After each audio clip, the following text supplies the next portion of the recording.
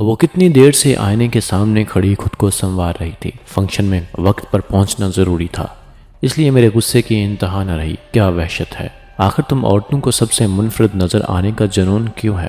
اس لیے جناب، تاکہ ان کے شوہر کی نگاہ کسی اور طرف نہ اٹھے، بس جب دیکھے اپنی بیوی کو ہی دیکھے۔ وہ بڑی اپنائیت سے میرے ہاتھ پکڑتے ہوئے بولی، بڑا اچھا بہانہ ہے اپنے ذوق کی تسکین کا۔ کبھی یہ سوچا ہے کہ وہاں کتنے نامحرم ہوتے ہیں؟ میں غصے سے پھٹ پڑا۔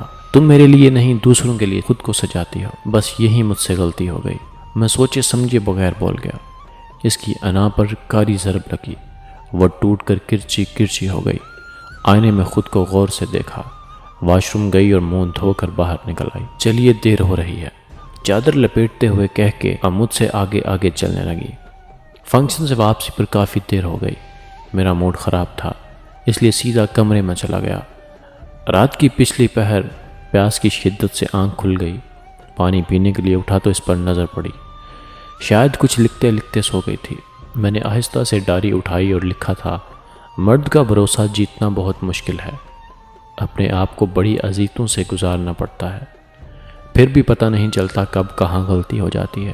میں بھی اسی بھروسے کو لے کر اب تک چلتی رہی کہ میرا سجنا سنورنا نہ صرف میرے شوہر کے لیے ہے اور ان کی نظر پر صرف میرا حق ہے۔ ان کی محبت میں اتنی غرق رہی کہ کبھی کسی دوسری کی طرف دھیان ہی نہ گیا۔ لیکن یہ میری سب سے بڑی بھول تھی۔ مرد اپنا ظرف وہیں آزماتے ہیں جہاں انہیں ہارنے کا ڈر نہیں ہوتا۔ سو آج میں ہار گئی، میں نے اپنا سب کچھ کھو دیا، میرا مان ٹوٹ گیا۔ میں نے غور سے اس کے چہرے کو دیکھا، آنسو گال پر خشک ہو چکے تھے۔ وہ معصوم چہرہ جسے میں بہت چاہتا تھا آج کرب میں ڈوبا تھا۔ وہ ایسی بکھری کہ پھر میری لاکھ کوششوں اور معافیوں کے باوجود دوبارہ سمٹ نہ سکی۔ گھر کے معاملات میں کوئی فرق نہ آیا، وہ اپنی ذمہ داریاں اسی طرح نبھاتی رہی، لیکن اس کے بعد اس نے آئینہ دیکھنا چھوڑ دیا۔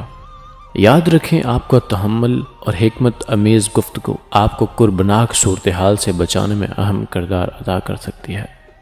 اللہ آپ سب کو شاد و آباد رکھے۔ ناظرین کرام، ویڈیو پسند آنے کی صورت میں اپنے دوستوں کے ساتھ شیئر ضرور کیجیے گا۔ اللہ نگہبان۔